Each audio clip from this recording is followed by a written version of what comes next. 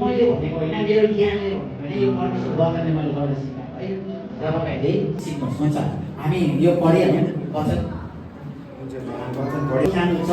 हजुर साह्रो छ है, कमुलो चाहिँ छैन, म सिधै भन्छु। बहुत कठिन छ र तपाईँले यो कठिनपूर्ण यात्रामा परमेश्वर तपाईँलाई शक्ति र सामर्थ्य दिनुहुन्छ।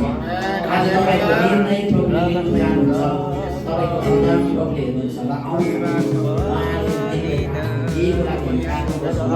सबैजना मिलेर प्रार्थना गर्नुहोस्।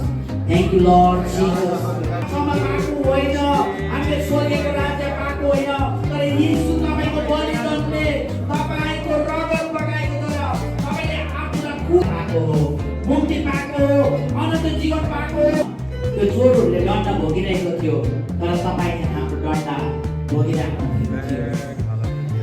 लर्ड, हामी पनि त्यो परिस्थितिमा आउँदै गर्दा हामी एक्लै हुँदा तपाईँलाई महिमा दिन्छौँ। धन्यवाद। यो हामी तपाईँको देहलाई हामी खान्छौँ र यसमा तपाईँले आज हामी सिकेको कुराहरू ईश्वरीय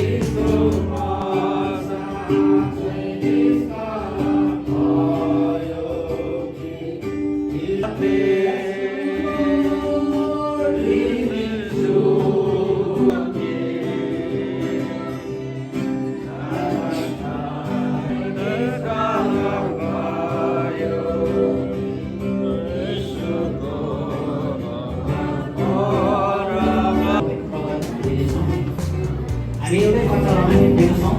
तपाईँलाई कसैलाई आपत्ति छ भने भन्नु सक्ने, तपाईँको म पिउँदिनँ किनभने म खाँदिनँ, म त्यस्तो खराब बाटोमा म हिँड्नु चाहदिनँ है।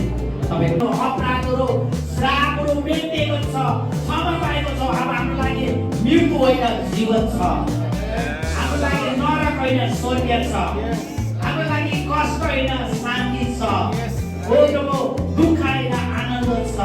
तपाईँले गरिदिनु भएको लागि धन्यवाद। आज हामी जसरी रमाउँछौँ अनन्त अनन्तसम्म तपाईँसँग रमाउँ।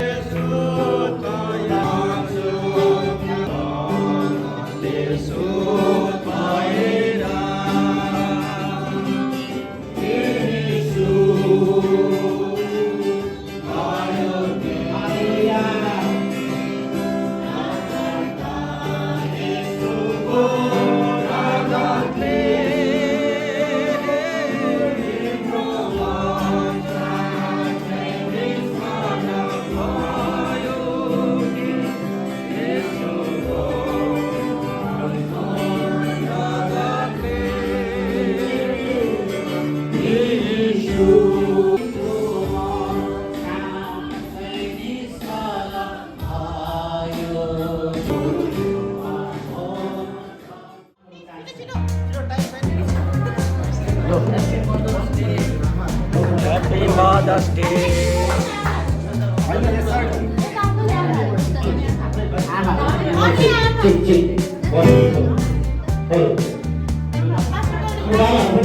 हामीले प्रभु आमाको लागि प्रार्थना गरेर भोलि हामी गाली क्लोज गर्ने मान्छे होइन। भोलि हामीले दुनियाँभरको प्रभु उहाँलाई दुःख र कष्ट दिने देख्नमा पानी कुराहरू होइन। हामी सधैँ नै हाम्रो आमाहरूलाई आदर गर्ने, इज्जत गर्ने, हाम्रा आमाहरूको लागि प्रार्थना गर्ने, हाम्रा आमाहरूलाई उत्साह दिने, सम्झाउन दिने व्यक्ति हामी बनिनेछौँ। तपाईँ पवित्र आउनुहोस् हामी प्रार्थना गरौँ। अन्तिम प्रार्थना।